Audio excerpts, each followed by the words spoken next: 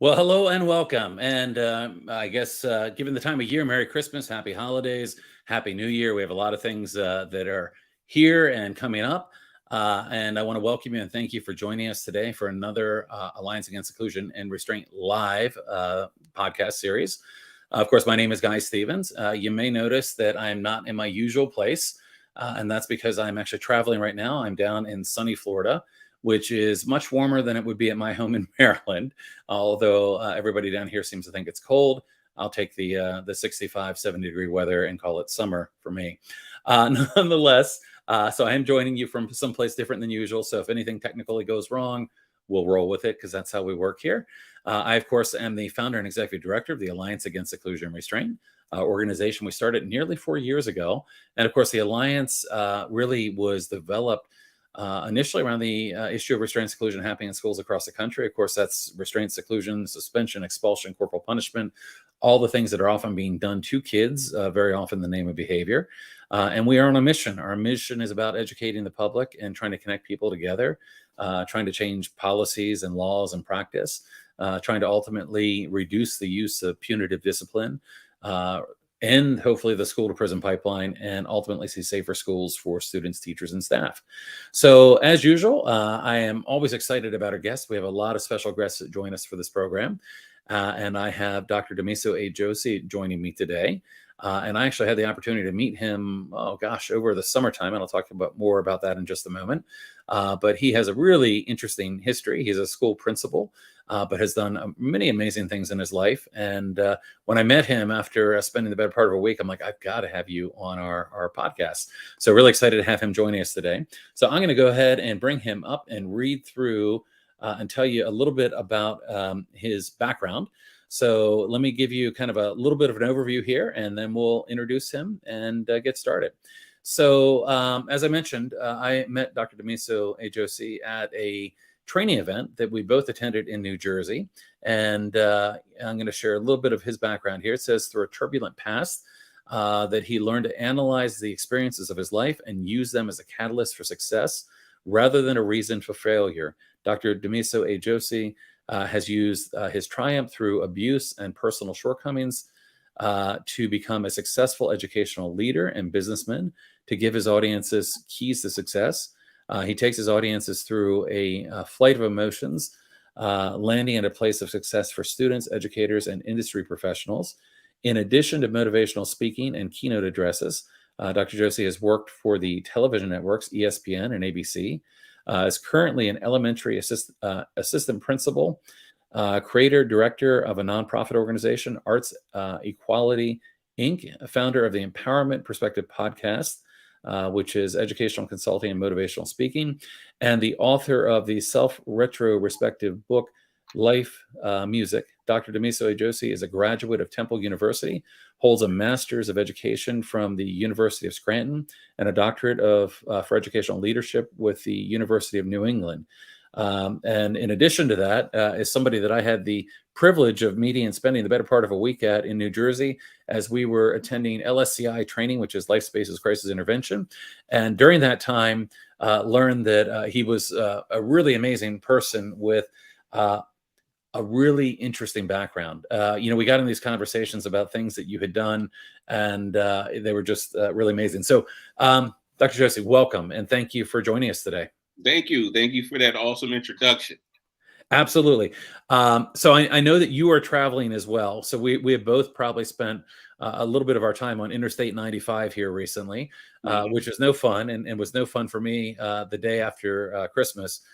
So I appreciate you. Working around your schedule to still be able to meet with us here today. I want to start out just again, a little bit of when we met.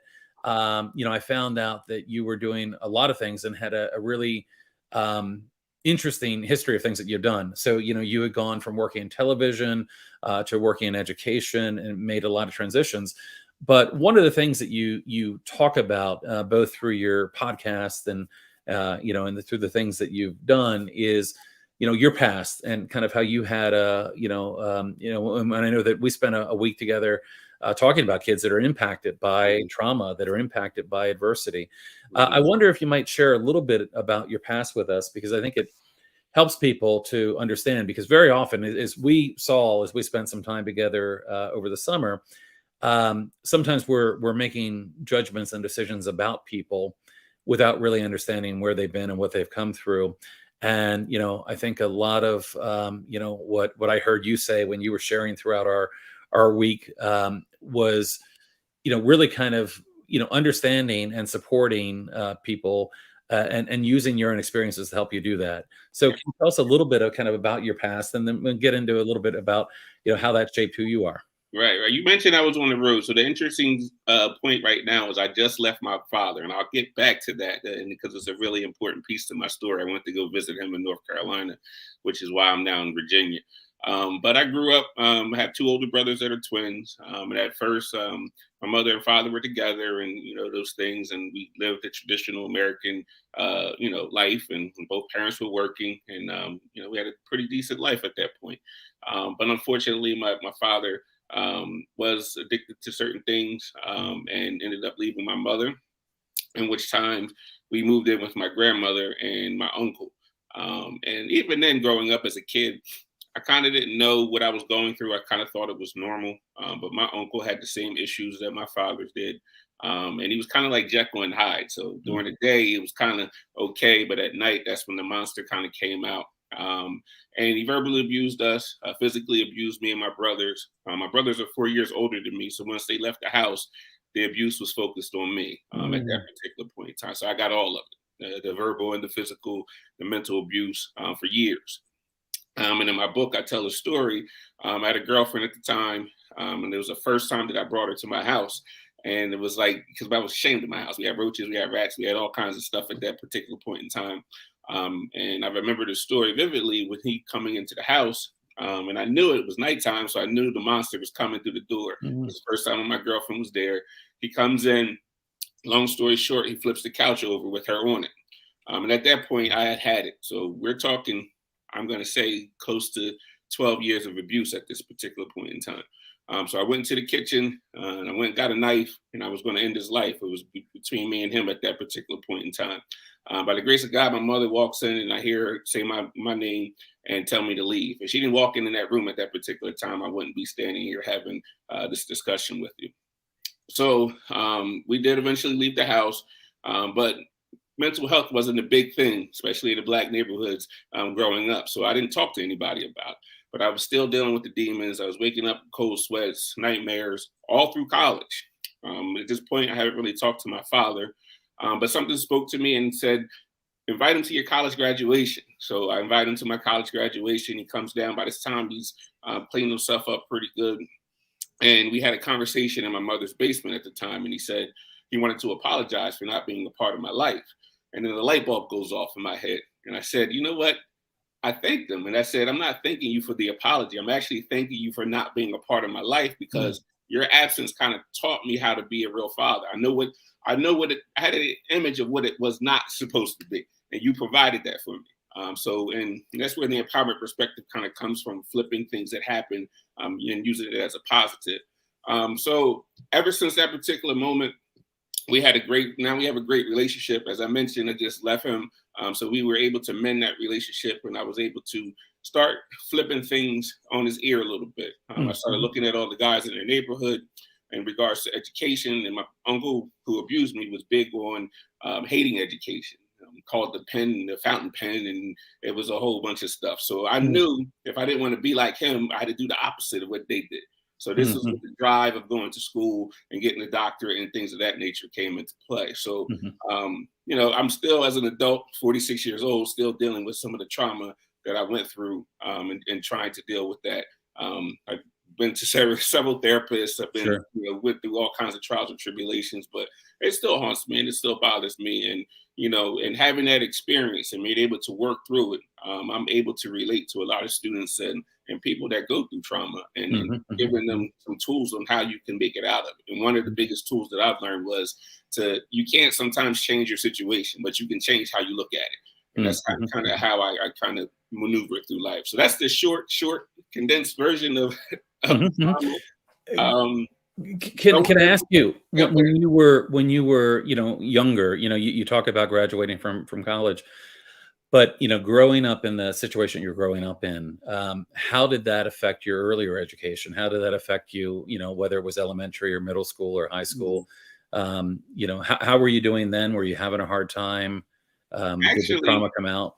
I'm going to tell this story at some point in the form of a book or a documentary, but I was fortunate enough to grow up with several black men that were the same age as me that were in the same situation, and we kind of supported each other. And Mm, it's kind of unheard of at this point because out of the 20 of us or 30 of us that were together, I'm not going to lie to you, all of us are successful. Either whether they're doctors, basketball players, entertainers, engineers, and it kind of the neighborhood that we kind of grew up in, it took a village. All the fathers were gone, so the mothers took that role, but he said you only have each other. So we kind of made that bond. And when it came to education, because also sports too, we kind of pushed and leaned on each other. None of us knew how to navigate those waters. None of us had the blueprint. So we kind of were just kind of figuring it out all together. And I was just having this conversation with my good friend Demetrius Pose. And I was just like, I didn't want to be the one that failed. I didn't want to be the one in the neighborhood that failed. So that kind of was the push. And then like I said, my brother's a little bit older than me, so I kind of saw, that they went to college, and I was like, well, I guess I have to go to college because that's what everyone else in the neighborhood's doing. So it was kind of, mhm. a trial by error type thing. But if my mother was on there and she was listening, everyone would say that I was the smartest of my brothers, but I never applied myself. Like I would literally just go to school, wouldn't study, and say, well, I need to get a 73 on this test to get a B. So all right, let me just get this 73. And but I didn't have anybody to say that you're an intelligent person. You could push yourself and do great things outside of Mhm, the kids that were kids themselves that I was looking up to as father figures. So that mhm, kind of and my mother was a school teacher, so that mhm, helped a little bit, but it mhm. wasn't like she was down my throat saying you got to get your stuff done. I It wanted to play basketball, so Yeah, well, and it's really interesting. I mean, it sounds like an amazing, the peer group that you had. I mean, it sounds amazing, and unfortunately, um, that's a story we don't often hear. I mean, we often hear about kids getting kind of pulled into the wrong groups and finding family and finding connection with groups of kids that aren't helping them. So I mean, that's really amazing. so we did have like people that we were associated with that were into the drugs and the violence and stuff like that. But that group even saw us as being special and was like, we're not going to be a part of this. We'll protect you, but you're not going to be a part of what was going on. So it was a really interesting group of people that we grew up with that I'm still friends with to this day. I'm Hmm, coaching hmm. with Rowan University with Demetrius Poles, and he was one of the guys that I grew up with. So it was an interesting understanding within the community. And I think that's what's the lacking a lot right now is that sense of community and understanding that, that raising it takes a child to raise a village type thing. Hmm, And it's hmm, really hmm. missing right now in today's world. Hmm. In thinking back, I mean, and again, it sounds like you had, quite a fortunate situation having, the like you said, the village, the family, the connection, the people that were there supporting you. Um, what about in school? Did you find teachers? You mentioned and you were like, well, because I can relate to this, where um, I kind of feeling like I never really had to work hard to do fine. Mhm, I probably could have done better if I had, applied myself in some mhm. cases. But I can definitely relate to those kinds of things. But did you have any educators that made a positive difference for you, kind of There along the way? was, I mean, there was like pieces. I wouldn't necessarily say that there was just one teacher that was like that I actually had that made a positive impact. I did have a coach by the time I got to high school that made a tremendous impact, who I still talk to this day, Coach King. And I tell the story every time I go to speak, and I tell them, educators, we got to stop putting these students in a box. So Hmm, if you saw me back in high school, I had the red bandana on, I had this red uh, flannel shirt on, you would think that I was in a gang. But that was just the way that we dressed, and I was so far from a gangster. So people looked at our neighborhood like we were some tough guys and gang members and stuff like that. But this one guy, Mr. King, I remember him. I never had him as a teacher, but he came to our neighborhood and embraced us. And I thought, well, here's this little short white guy that comes in our neighborhood. It didn't see me as a gangster and talk basketball and talk math and science to me. I'll run through a brick wall for him right now. hmm, So hmm, and I tell educators all the time, we got to stop thinking about these kids from what our perception is, right? And really get to know our students and become students of our students. Mhm. The other story I'm going to share is kind of related to Mr. King was I used to carry this book bag all the time. And teachers would always ask me what's in the book bag, and I would say books and stuff like that. But the truth of the matter is, I had a pair of clothes, shoes, and things because I didn't know whether I had to run at night or not because of my Mm. uncle. So by Mr. King asking me one day what was actually in there, he took the time and asked me what was actually in there and came to our neighborhood. I told him the true story, and and then years later, he kind of found out what I went through. But on the outside, no one kind of knew because I thought it was normal. But here's this person that didn't put me in this box that cared enough to, reach me on a level that I can understand. But Mm. other than that, I really, there was a couple elementary school teachers that I get bits and pieces of stories from. I had one, I think it was first grade. Her name was Miss Haynes. And when you get in trouble in school, in elementary school, they used to put you on the wall and at the recess, so you had to watch the other kids play. So the one day she claims that I didn't do this homework. I'm swearing up and down, Miss Haynes, I did this homework. I handed it in. No, you're not. You're standing on the wall. Years later, when she retired, she moves this cabinet. Behind that cabinet was my homework. Oh no! Oh wow! With her every time I see her. So there's bits and pieces of people that made small impacts, but I would say Mr. King probably was the only one that I could say that really, really fit that role. Yeah. So what did you go to college for initially? So as I mentioned, I have two older brothers. So one smart guy goes to be an engineer, electrical engineering. My middle brother wanted to get initially into communications. I had no idea. I just wanted to go play sports in college, and I wanted to go to Temple. So I go to Temple. I said I have to pick a major, so I might also go into broadcast and telecommunication and mass media. It was a great school for it, Mhm. And I thought about Bill Cosby and all those people that went to Temple, and I was like, okay, let me see. And I started falling in love with TV initially. So that kind of, I just didn't want to be like my brothers. I guess at the end of the day is what I was trying to accomplish at some point.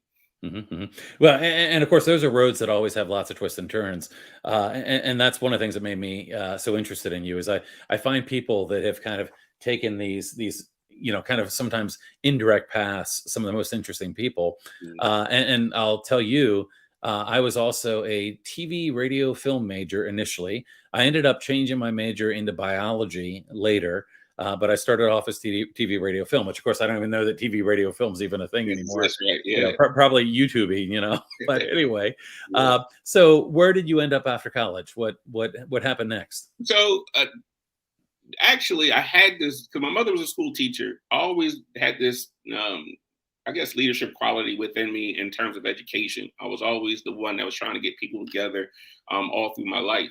And I kind of knew like there was a seed inside of me, but I kind of wanted to ignore it because I wanted to go do this TV thing. So I graduate Temple University and I just start putting resumes out everywhere. I must have put out like 100 to 200 resumes and I got like 3 responses. One of them happened to be ESPN in Bristol, Connecticut. And then I was like, it's a long shot, whatever. But once they told me that they were paying for the hotel for me to stay in and all that stuff before the interview, I said, I got this thing. Like, all I have to do is go up there and not screw this up. I definitely have this job. So long story short, I get the job at ESPN and everybody's thinking, oh, great, ESPN. But back in the day, I was only making $28,000 a year working at ESPN. But they gave you all the perks under the sun. But looking back on it, I'm like, how in the world am I surviving off of $28,000 a year? So that's kind of how I got into television, kind of got lucky with it. And then once my foot was in the door, I kind of knew that, I would try to push the envelope a little bit. And then what happened was ABC is owned by, Disney owns ABC and ESPN. So I had an opportunity to become an operations manager in ABC in New York City. So I take the opportunity to do it. Significant pay increase in New York City. And at the time, I think I was like 23 and I was a manager at this big network. It was crazy. So I worked there for a couple years. And then unfortunately, 9/11 happened. I actually saw the second towers fall down. We can talk about that story too, which adds to my trauma as well. We had reportedly anthrax in the building. The interesting story is depending on which way I went to work, and I was supposed to go to work that day, I could have been on the train that was actually caught underneath Mm. the buildings when it collapsed. But by the grace of God, I didn't take that train. And by the time I was getting ready to leave, the city was shut down at that point anyway. Mm, That's my story. Yeah. So, you have a tough childhood, and you have a lot of trauma, and you get this peer group, and somehow you and your friends really defied a lot of the odds in terms of what can happen when Mhm. this happens. And you went on to college, and you gotta. I mean, and in fact, I have to think that even if the salary might not have been what you wanted at the time, saying you work for ESPN had to sound great, right? It was. Yeah, I got to watch sports all day. What That's right, better, that's right, that's right. better job is it? Yeah, and then moved into a management job in a, for ABC. Certainly a really successful road that you're on. How did that road then get to education? Because, Right, I met you as a principal, and it's kind of right, like, well, how do you go from ESPN to right. ABC? So Yeah. tell me, how did that come about? So as I mentioned, I always had this feeling like I feel like everyone has a purpose in life, Right. right? And that's the thing that comes to you so easy that you don't really have to think about it. And for me, bringing people together, educating people in different forms, it was easy for me without even trying. Then I started coaching basketball and started volunteering and doing these things. But the 9/11 experience kind of put a motor in my back to switch gears. Because as I mentioned, the second tower fall down and everything, and what really turned it. My girlfriend was down in South Jersey at the time, and no one could get in contact with me because the phones Mm, were all dead. So I'm walking down to Hoboken to try to get the train back to New Jersey. And when I get down there, all the people are coming from New York City. They're covered in soot, they're bleeding and things of that nature. And when I was watching the tower fall down, I thought it was pieces of the building falling, like debris. But when I looked at the documentary, these were actual people that were jumping off the building mm, to try to save their lives. So that scene was kind of like a movie. So at that point, I was like, I have to do something different. It was to the point where I was going into the office and, threats of anthrax. And my girlfriend at the time had baby powder and was using it and spilled some on the sink. And I had a full blown panic attack, not knowing what, that substance was. Knowing now, like that was stupid. Well, obviously because of anthrax, but that's where my mind went to. right, right. So I was like, I have to make a change. Luckily for me, there was my high school. He was the principal at the time, was now the superintendent at this high school in Hamilton, New Jersey, that was building this new high school, and they were building this TV studio. So I said, it was the perfect world for me. Well, I can do TV, I can teach, blend it all together. So he asked me to come down, and I got a teaching job, created the curriculum for television and film, 3 different levels, and it kind of started to blow up a little bit within that system. So that's how I kind of got to that particular point in education. Mhm, mhm. And through that, then you went from kind of starting this program to eventually taking kind of a principal role. I mean, how did that evolve? How did you go from? I mean, and I mean, really, I mean, what an interesting entryway into education to start Yeah, with, right? right, right. So Yeah, I yeah, have to go back a little bit because at the beginning you talked about the nonprofit arts equality, and this right. kind of is the transition between teaching and being a Okay. principal. So arts equality actually started out as the 10-day film challenge. So I had a buddy, Gary Joseph, who him and his friends were big into filmmaking, like low budget film stuff. And they were telling me about this 48-hour film challenge that they used to go to, where you had 48 hours to make a film. You had a prop, a dialogue, and you had to edit these things, and and it was like a showcase or whatever. So I got to thinking, I said, well, how can I assess my teaching? How do I really know I'm a good teacher? Because no one in that school knew anything about television. I could have did anything, and they would have no idea what I was doing. Wow, you're amazing. Yeah, right. So I said, you know what? I'm gonna take this 48-hour challenge and make it 10 days. So I gave the students 10 days. I said, I'm not gonna touch them. Now, I'm gonna give them their prop, their character, their line of dialogue, and their parameters, and see what they can do in 10 days. And then when it's done, I'm gonna put them at the time in our auditorium to watch their movies and give out awards. So the kids loved it. I figured out where I can change my teaching a little bit. So then I said, let me expand this a little bit. So me and my buddy Gary Joseph started to solicit other schools in New Jersey. So now we're taking these kids and putting them in movie theaters, watching their movies and eating popcorn in movie theaters. And we said, why stop there? We turned into a nonprofit, Arts Equality. and we ended up being in 9 different countries.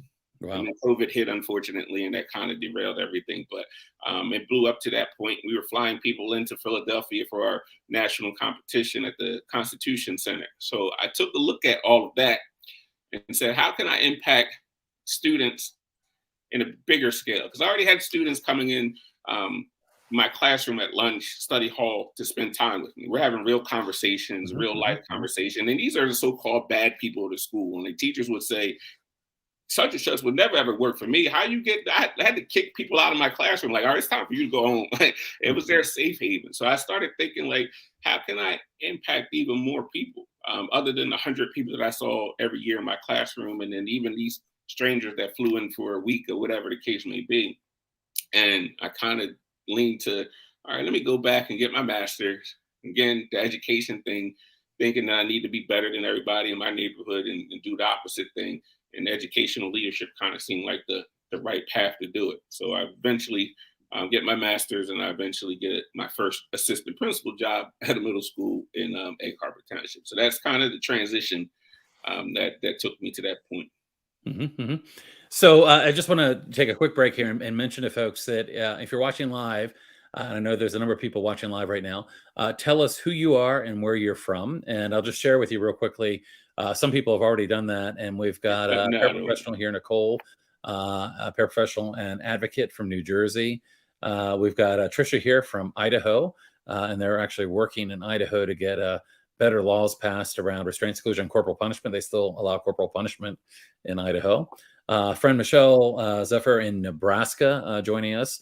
And it's not unusual, and I haven't made this claim yet, but it's not unusual. We typically tend to have kind of an international audience, and we often have people from the UK and New Zealand and Australia. So if any of you folks are out there, I know it's now Friday morning over in Australia and New Zealand. If any of you are up early and watching, make sure you say hello in the chat. It's always nice when I say that, then they pop on. So we do have people joining us kind of from across the world. So what an interesting path that you've been on with all of this. And Arts Equality, I'm going to share the link to that in the chat here as well. That's artsequality.org. Is that correct? Yes. Okay. I'll share that. And I remember after we met, going and kind of looking at some of the projects that were up there. Really interesting. So you get into leadership, you get into a vice principal position. Now, once you got into education, was mom proud? My mom was always supportive and proud of any decisions that we made. I guess secretly she was happy because my other brother, my middle brother, also went into education, and they had eyes. So we're an education family. So she was just basically like, "What were you waiting for?" type of thing. What took you so long, right? Yeah. That's great. That's great. So let's talk about given well, let's start off higher level. One of the things that we know in terms of education right now, one, it's a tough time, right? It's a tough time for the teachers. It's a tough time for the kids. It's a tough time for the administrators. We knew, I think, and I'm sure that you were, kind of filled with a little bit of anxiety and dread about, after COVID, getting back to school, knowing kids have been out of the classroom, knowing that things were going to be potentially tough. And of course, we weren't disappointed. I mean, people came back with, anxiety, trauma, not having opportunities to attain some of the social skills they might have attained. It's a tough time. It's a tough time. We're seeing educators leaving. We're seeing, challenging situations in the classroom. We're seeing a lot of stress-related behavior. It's a tough time out there right now in education. I know that you bring along with you, kind of a trauma-aligned approach in terms of understanding the impacts of adversity.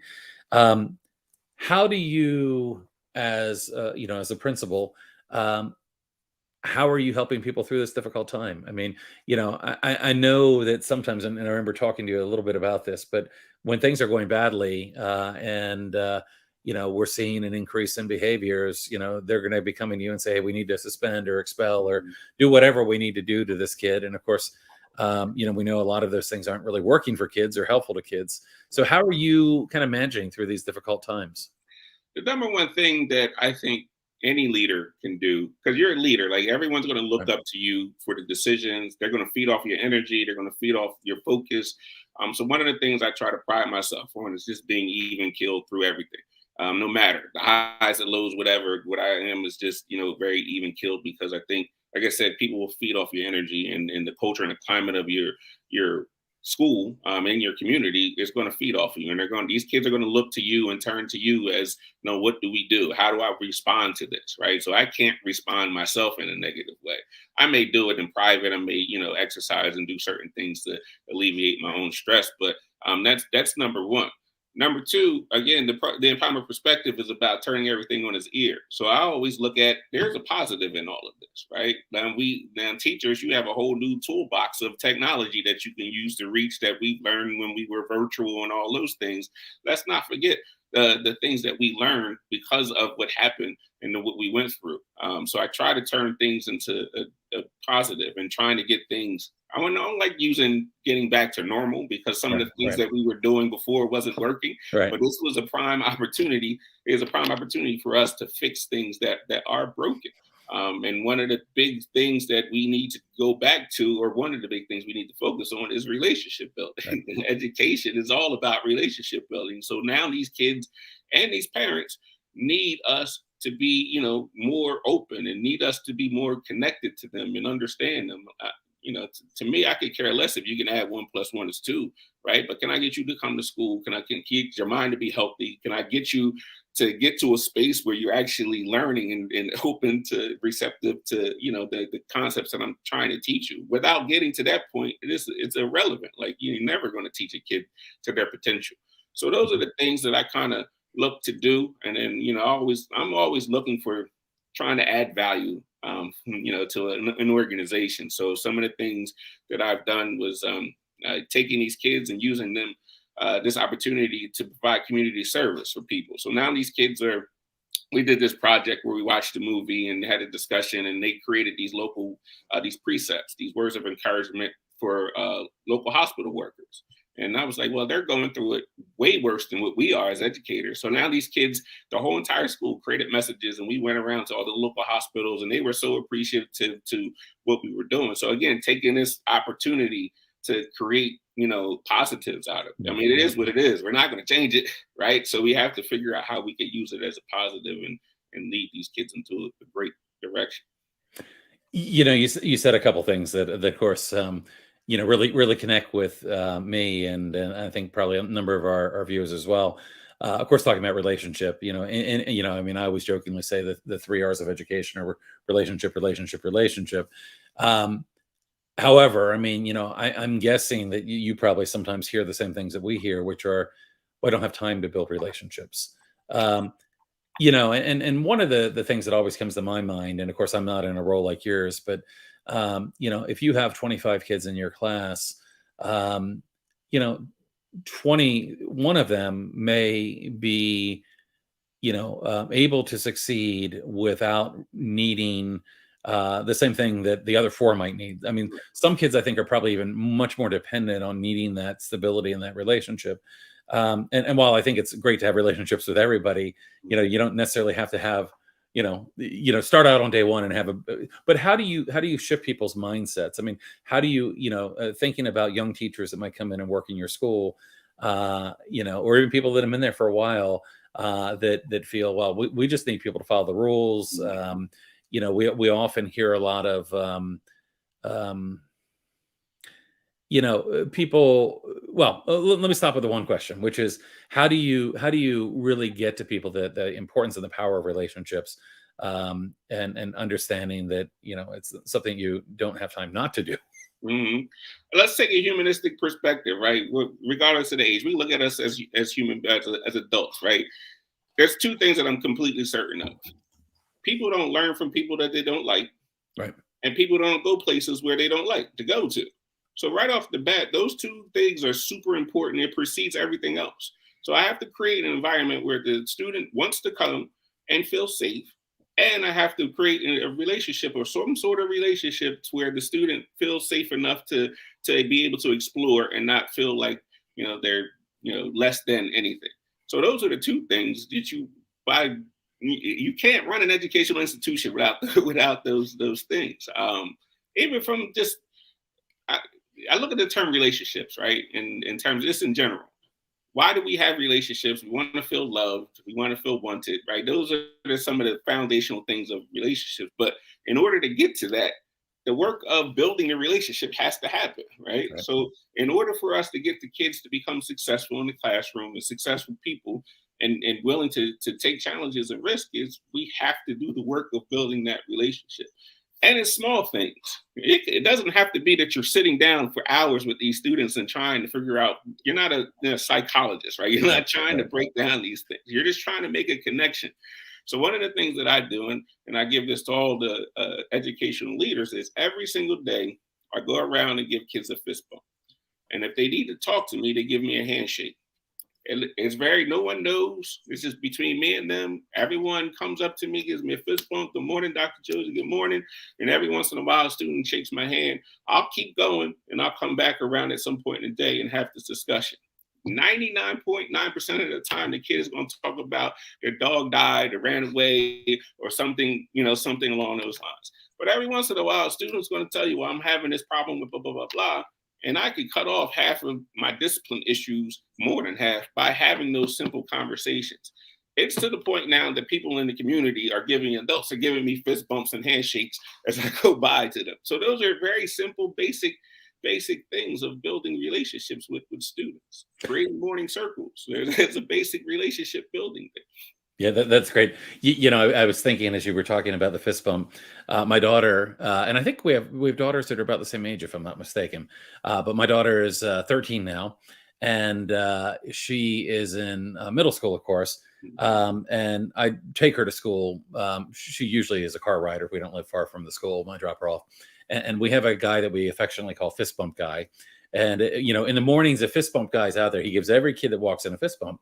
And it may seem like a little thing, but it makes a positive impression. Like, here's somebody that cares as I walk through the door. Yep. Little things can mean so much. And then, like, she gets excited. She's like, oh, it's Fist Bump Guy. I mean, she knows his name too, but it's kind of become how he's known is as a Fist Bump Guy. Well, think of it I deal with elementary age kids. So you have these kids that are little.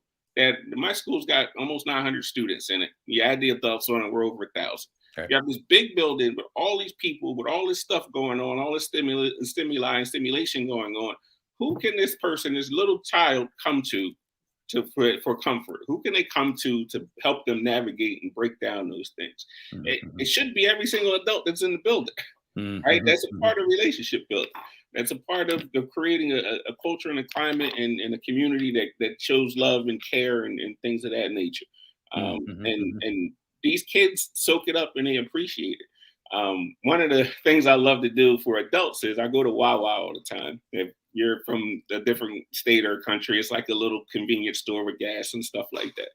And what I do is I go in there and I look for somebody who don't think that I would do something nice for them. Usually this is somebody that has a mean look on their face. I mean, they're having a bad day. And I'll simply buy a coffee and walk out the store. Sometimes they notice me, sometimes they don't notice me. But the times that I do see them, their face and their life completely changed by a simple act of kindness that I completely changed their day by simply buying them $1.50, $2 coffee.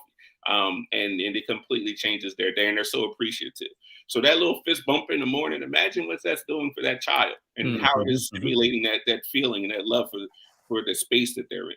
Mm-hmm. Yeah, I love what you said earlier too, because I think this is so true that all of us, whether we're kids or adults or whoever it may be, we're our best with people that we like, people that we do our best work for people that we like. All that relationship's so important, and I think authentic, genuine relationship. It's not a matter of, I sometimes hear things like therapeutic rapport, and I'm like, well, no, it's not just, pretending to have a relationship. Kids are the first ones to see right through something that's not legitimate, right? Mm-hmm. Yeah, absolutely. I was going to say that. I was like, sometimes there's people that you're just not going to get along with. Don't be fake about it, right? But you can still show them that you're going to be there and care when they're ready to receive it. At the end of the day, there's people and there's students that, I don't necessarily, I'm oiled in water, with, but that Mhm. doesn't mean I stop trying and trying to make a connection. There's something that I can connect with them on some Mhm. level. But you're not going to like everybody. Everybody's not going to like you. So how long have you been in your current role? So I did 6 years as an assistant principal at a middle school, which was fun. Mhm. And then I'm currently on my 5th year as an elementary assistant principal right now. So, and I did 13 as a teacher. So Mhm. Mhm. I'm seeing the light at the end of the tunnel. Mhm. Mhm. So, in kind of the approach that you have, thinking about relationships, thinking about, connection, if we think about, discipline, we think about students that are having a hard time, that are struggling, that are having big behaviors, and that certainly is a lot of, a lot of our young ones who may be, having difficult experiences, at home. They may be coming from environments where they're subject to abuse, or they don't have the things that they need. Um, we know that we have kids that are coming from a lot of different situations into our classrooms, and that sometimes is leading to big behaviors. And then of course there sometimes is this idea that, well, the behaviors need to be punished, right? There needs to Mhm. be discipline, but what discipline often means is consequence. Right. And of course, as a principal or a vice principal, very often you're in that position. Um, I know from having talked to you in the past that, well, I've got a good sense, I think, of where your mind is on some of this, but, um, the negative things that are often done to kids, especially kids that are kids that are going through trauma or have, that kind of history aren't helpful. So, Mhm. how are you, how do you handle, because, I even look at the word discipline Lori Desautel, who we've had on several times, written several books, talks about, and in fact, worked with Michael McKnight, who we both spent some time with in New Jersey. Lori talks about discipline, and the kind of the root word meaning to teach, right? Mhm. That it's not about punishing, but it's Mhm. about how do we teach. So what's your approach regarding some of that big behavior, and how do you, how do you support the kids? I'm sure that you've gotten kids that by the time they've gotten to you have been pretty dysregulated. So Mhm. what are your approaches in terms of helping kids that are having a difficult time? Right. I subscribe to that definition. The discipline is supposed to be about teaching. We are an Right. educational institution, so we're supposed to be teaching these students. It's a tricky line because there's so many different factors that are involved in a student getting sent to my office, right? And a lot of the time, it's a um, I don't want to say cultural thing, but it is a cultural thing. Sometimes these students' behaviors are okay in their settings at home, and then Right. they get placed into this school that's so contrary to what they've been taught. So, for example, in the African American community, we are good for call and response. You go to church, the preachers up there preaching, you hear the people say amen. You go to the movie theater, they're talking to the screen, they're talking back to the screen. That same child gets placed inside of a classroom and gets disciplined for calling out. Mm. It's confusing to them, right? Right. So the educational piece is, all right, my hands are tied because I have to follow the code of conduct to a certain extent. There's some gray area there in terms of what I can do in terms of giving a detention, lunch detentions, and school suspensions, et cetera, et cetera. So, but at the end of the day, my job is to teach that student in any space that you go in, there's rules that you're going to need to follow. Some of those rules are going to be aligned with what you're used to. Some of them are not. Just like if you were to come over to my house, I might ask you to take your shoes off. That's just the rules of my house. You're the visitor in my house. You got to kind of follow those rules because that's my house. You might not follow those rules there, but the teaching part is huge. So when I do give a detention, lunch detention, even in school when I have to, I very rarely give out school suspensions because I don't think they work. But there's certain cases where I have to. We can talk about that later. But there's always a restorative justice piece to it. There's always continual conversations. There's always counseling that goes along with it. Obviously, parent contact, sometimes parent counseling that goes along with it. So some people may only see that 30-second interaction of, oh, you have this detention. But me, they're coming back to my office, either my guidance counselor or I'm sitting down with them and we are talking through and working through why this was inappropriate in this particular setting and why we got to do better and move forward. And what I found is that approach in itself, my repeat offenders have been cut probably by in half over the last 6 years that I've been focusing on that, because again, it's a caring environment. I'm not a yeller.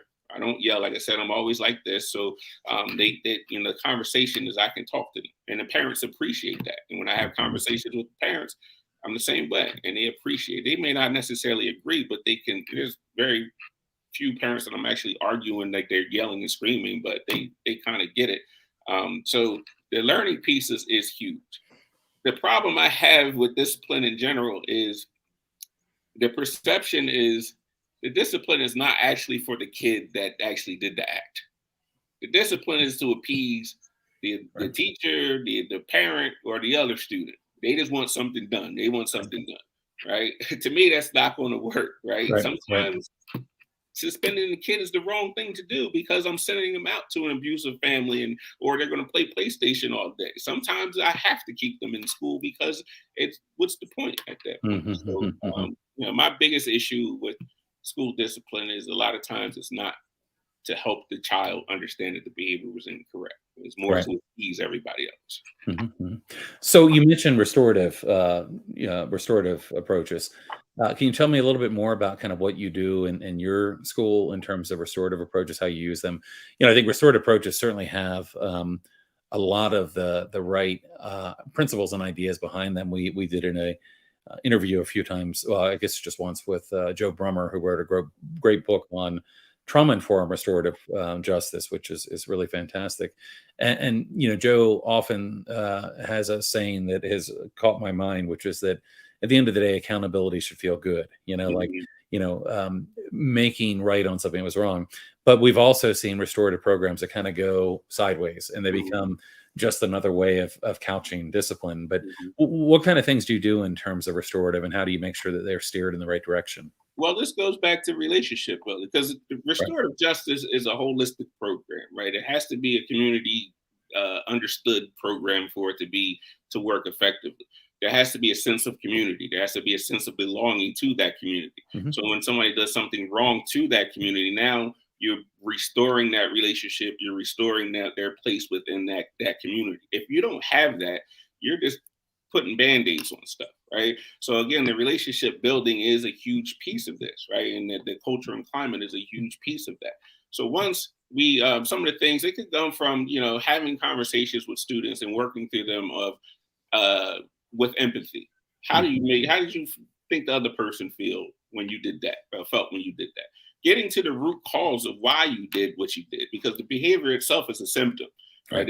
There's something that caused you to make this decision, to make that thing. So working through those things to get back to the root cause, to see if we need to give you further counseling or whatever the case may be, but trying to repair that wrong that you did within a sense of a community. Now, there's different levels to the community. So there's the community of the school, or the community that the school sits in, the school community. In each individual classroom, it's a community within itself too, as you break that down as well. So we have to look at and analyze the level of damage that you've done to what level of community. And then we have to work and build that program. So sometimes we might have mediations depending on the situation, and the opportunity for apologies and things of that nature. Again, I'm dealing with elementary age students, so this is a little bit different than what I would deal with middle school and high school. Sometimes we bring the parents in and have conversations and work with them about some strategies that they can work with them at home as well. So it's more of a community holistic approach to it. But the empathy at our age is the big thing that we focus on, trying to get these kids to be accountable for their action, admit that they were wrong, because we even adults have issues with admitting that we're wrong. Right? Right. Never me. Right? So nothing wrong in this whole situation, right? So fortunately, my wife's not here to attest that.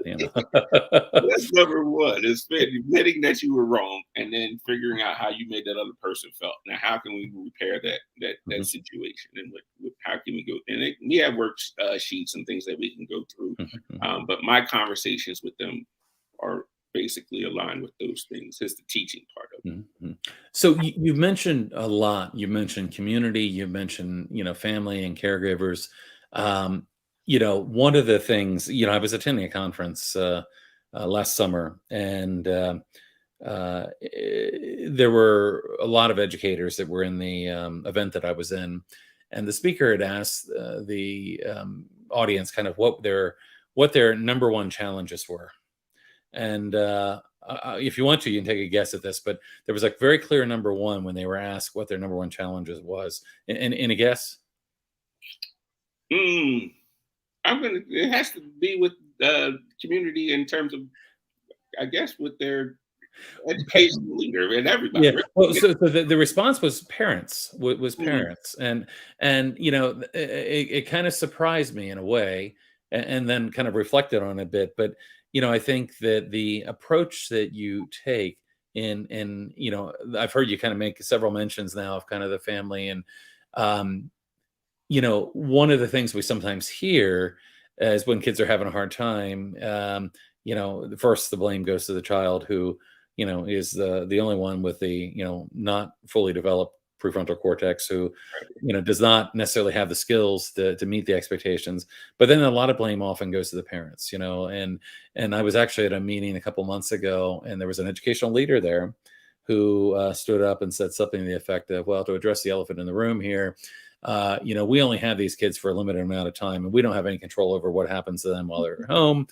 And it almost seemed as a way of saying, well, so why should we try? I Um, mean, that's what I took from the comment, mhm, which I don't agree with, because I think mhm, that even if a kid does come from a situation at home that is not ideal, if they mhm. have a safe place they can go and be at school, I think that's a really good thing.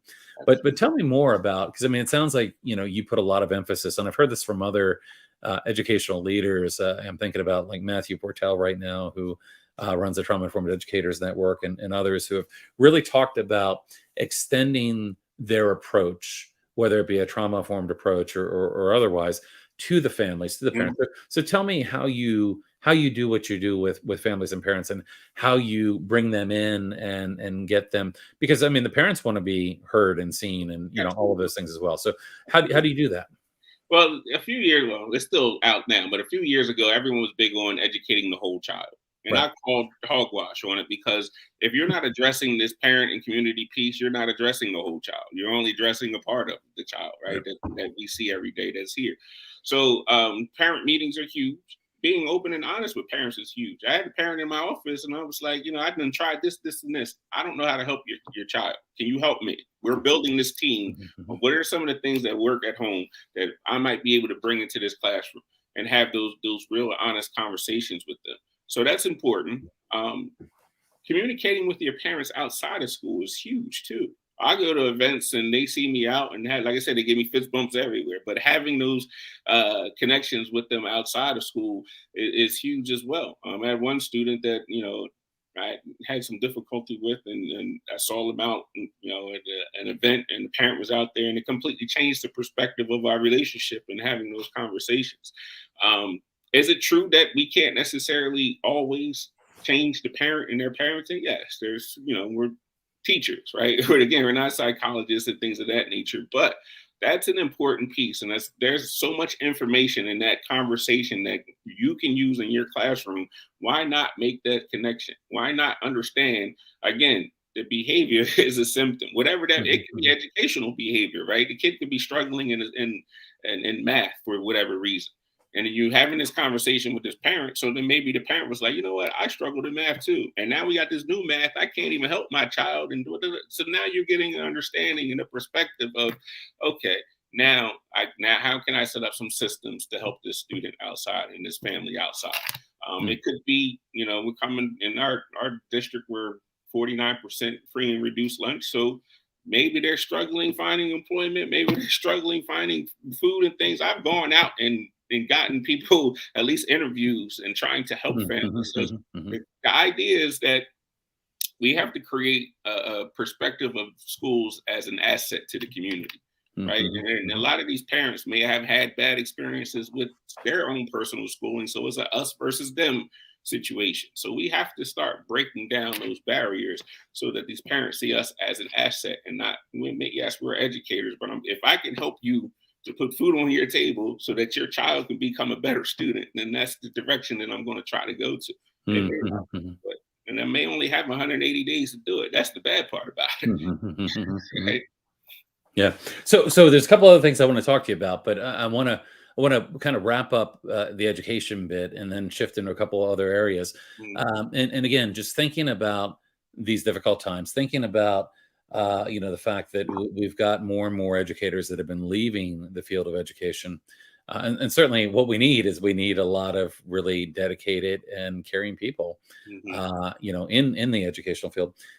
What would your advice be for a new or a upcoming teacher? What would your advice be in terms of, giving them just some brief input on their career and moving forward? Number one thing is we're in education, right? It's about learning. So you should never ever stop learning. Go to as many workshops, pick as many people's brains as you possibly can, read as many books. It bothers me when I see teachers that don't read. Like I'm Mhm, reading 3, 4 books at a time all the time, and I would say continue to learn and master your craft. You're not going to get it right in the first 5 years of your career. There's going to be some challenges, and you're going to have some horror stories that lead to it.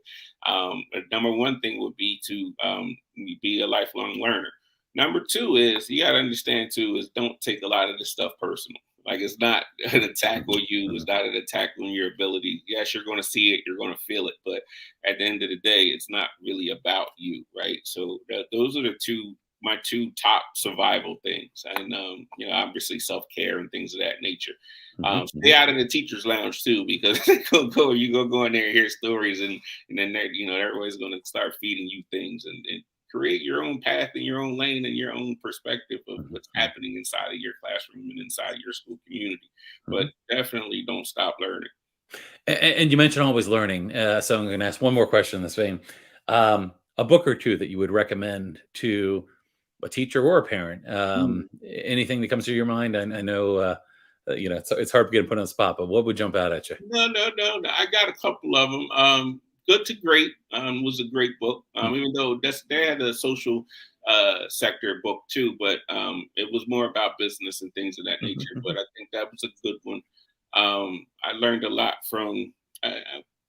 I would recommend Grit, but mm, even though I may not necessarily agree with everything that she has to say, but just mhm, understanding that concept of perseverance mhm, mhm, and mhm. pushing through is another good one. And I think there was another good one that actually I'm having her on my podcast too. The Invisible Thread. I can't remember the name of the author off the top of my head, but this story was about she was a advertising exec in New York City that walked by this homeless kid. And every day she would walk by, and then one day she stopped and then offered him food. And then long story short, they developed this relationship. They came from two totally different worlds, and to create this bond, Mhm, mhm. again about building relationships. So those were some of my top ones. I can go Okay. on for days. Great, great. Yeah, no, it's always interesting to hear. I want to shift gears. The empowerment perspective. Mhm, Let's say, and no, the empowerment. Yeah, empowerment perspective. Tell mhm. me a little bit more about that and kind of what you do through that. I know you do. In fact, I was on your podcast as well. But tell me a little bit more about that work and kind of what you're doing there. Right. So the idea came from I wrote the book Life Music, and I needed a platform to push that book out. Even though I didn't care if I sold one book or not, it was more about a self healing for me. Mhm, So in writing that book, that I got the idea of creating the empowerment perspective. And I was going around, I was getting solicited by schools to tell my story to their students, and giving them some keys to success. So that was kind of like the ground floor to it. Then I got into podcasting right when podcasting was like getting hot and things of that nature. So we were blowing up with that. Then I started to, I actually went to ACD. I can't remember the name of the conference. It was down in Atlanta one time. And the guy, Manny Scott, who the story Freedom Riders was about, mm, in Los Angeles. And he went and he spoke. He was a keynote. And I was so moved by what he said. And I said, you know what? I'm going to come back to this conference next year and speak. So I applied for whatever, and I got accepted. It wasn't in Atlanta, so it was in Anaheim, California. So then I got on there, and then I was like, these people don't know me. And I was talking about, I'm an assistant principal now, what, a new VP now, what? And I'm like, there's no one going to show up to this session. But it was a full session. There was a line out the door. And when I realized I got something, no one left. I was like, all right, no one left the session. So I must be onto something. So that kind of sparked getting into other conferences. And then because of my TV background, I started speaking to other organizations and companies and businesses. And then, unfortunately, my real job gets in the way a lot of time. Mhm. And I'm currently doing some work with the New Jersey Principals Association on cultural competence. So I've been going up and down the state of New Jersey doing some professional development with that. So it's just an outlet to give people some useful information in all kinds of forms. Working on a couple other books that might be coming out hopefully soon. Oh, that's great. That's great. Well, be sure to share those when they're coming. And I've actually put a link to your live music in the chat as well. But as you're getting new things coming out, be sure to let us know. So I Mm. want to shift to kind of one final topic. And those that are watching live, if you have any questions, feel free to put those in the chat, and we'll get to a couple of questions if we have some time here. But the last thing I wanted to talk to you about is I want to come back to the beginning and talk about family a little bit. So you talked about kind of your experience. You talked about, kind of some of the difficulty that we went through, and your uncle and your father, and kind of some really difficult times. And you talked about the community. I want to circle back to family and kind of what, because what I recall from talking to you is the value that you have for your family. Mm. And I know a minute ago I got to see a couple of your family members behind you there for a second, but tell me how, because often, I mean, again, there's some really amazing things, and I guess, when you live them, maybe they just seem like life, but as an outsider, looking in and thinking about, the situations that you were in, and the difficulty, in terms of, trauma, abuse, and all of that. And, it is really amazing. I mean, that group of friends that you mentioned in the community, I mean, that's really amazing. And again, I'd almost say it's an exception, not the norm. And then when you think about, kind of abuse in families, those kinds of things can perpetuate as well. Mm. So much like when you went into the education, kind of decided what you wanted to do. I know you have a big dedication to family. So you want to talk a little bit about kind of family and how you applied, kind of the things that you've learned, and how that applies back to your family.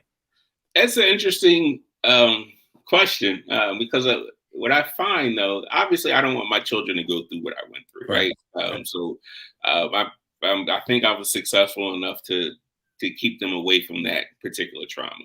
But at some time, there's value in that, right? So I learned a lot about resiliency and overcoming obstacles. So what I have to do sometimes is manufacture struggle for my kids, just so that they could feel it. I think a lot of parents will be quick to come in with that safety net. And then, once I tell them all the time, at some point, you're not going to be here to save them. Like, they got to Right. fight some battles on their own. And as a parent, I try to create those things safely. And it's one story that I tell. My daughter she had to be 7, maybe, my oldest. And she wanted to throw this birthday party for a friend that was moving.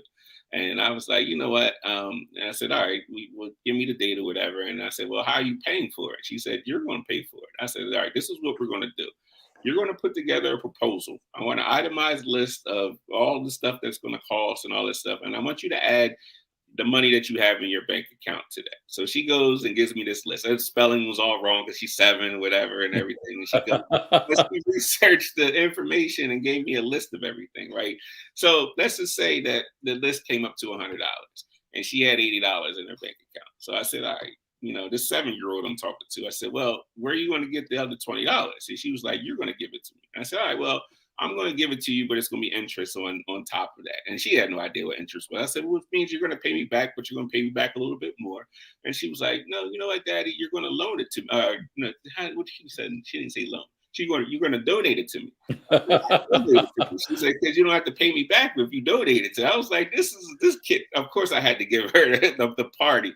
But my whole point is, I could have easily said yes. Right. So I just wanted them to go through a process of a little bit of struggle at age 7 to have an understanding that sometimes you're not going to get what you want. So I try to find these pockets of, creating struggle for them. And I told them, I'm not coming to the school unless I absolutely have to. So you have to figure it out. Right. And I'll get a phone call or email every once in a blue moon that your kid did this, or they're asking me to talk to this teacher. And you have to figure this out. It's not that, it ain't a level 10. I only went to the school one time where it was at a level 10, which an adult did. But you got to create these pockets so that they have to create some sort of resiliency. I don't want them to go through what I went through, obviously, but I definitely want them to feel a little bit of a struggle. They're straight A students. They're into sports. They're into music. They do all kinds of stuff. They're active. They're just, I think, genuinely good kids. And a lot of that comes from the parents and modeling, those things for them too. So how well did the party plan work? I mean, how old's your daughter now? She's 14 now. Okay, and does she still come up with proposals, or does she still ask you for money a lot? Because if this works, I need to apply it because it hasn't worked for me. I mean, and So I'm just wondering, has it really worked? I mean, now that you're 14 years old, I have a 13-year-old, so yeah. I can imagine when I tell my 13-year-old to come up with a proposal. So my 17-year-old, he's been working now for quite some time, has his own little business, and the kid probably has more money in his checking account than I do. So, right. For me, the conversation changed. So now we're talking about stocks and playing the stock market. They have their own portfolios that they run themselves. They're 14 and 12. Right. They got more money in their portfolios than I do. But the conversations change, right? So my oldest daughter, we were coming at the end of COVID, everyone was coming back outside. And I said, well, what company do you want to invest in? I said, think about what's happening in the world. She said, well, people are going to go out and start putting makeup on. So I want to invest in Ulta. So I gave her a little bit of money and it blew up a little bit for her. I was like, so these are the conversations now that I'm starting to have with my children. My son and I did something very similar. And we did two little portfolios, same platform. And, I gave him some money to get started with, and he was earning money. And his stocks have consistently outperformed mine. At one point, he made a $50 investment in AMC that turned into $1,000. Oh, wow. And he drew it out. He took that money out and put it somewhere else. But the kid was doing great with it. I mean, because there was a book, Peter something, I don't remember who it was, but Beat the Street or something. No, it wasn't that. But there was a Peter Lynch, I think it was, and it was about something they used to do in school where they would do these mock stocks. And I remember the kids would basically buy the things that they loved, and they would typically outperform the market. Right. Really, really interesting things. So, you might be on some good advice there in terms of let the kids make the investments for us. Yeah. The long story short, again, what I try to do is put them in situations that help them, and also that they struggle and learn a little bit from in a safe way. You know what I mean? So I think that's from my childhood growing up and things of that nature. That's what I'm bringing to them as a parent. Mm-hmm, mm-hmm, mm-hmm.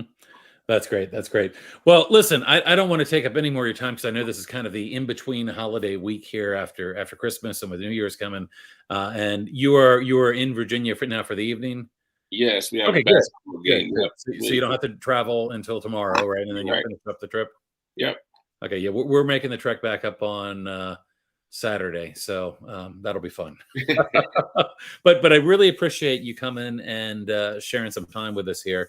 I love, your story and what you've been doing and, the work that you have in education and really appreciate the kind of approach and ideas that you're out there talking about and the life that you're out there living and doing good things. Really a pleasure to have you here today. And again, just want to thank you for joining us. Yeah, do you have any final words before we wrap up? I guess my final words is really simple for everyone that's out there. Just be great. Do the best that you possibly can do. Master your craft and build some relationships and make some people smile every once in a while. The world needs it right now. So that's right. Well, I love what the story about being in Wawa, and of course that made me reflect on the the nature of the names of those stores wherever they be. I mean, somebody at one point said we want to make grown men say Wawa. You're right. We're going to call our store Wawa. There you go. Awesome. All right. Well, thank you so much. Great having you, and great talking to you again. I want to remind our viewers that we'll be back again in 2 weeks with another great live event. Dr. Josey, thank you so much, and enjoy the rest of your holiday and off to a happy new year. Awesome. Appreciate you, guys. Thank you. All right. Appreciate you. Take care. Bye-bye.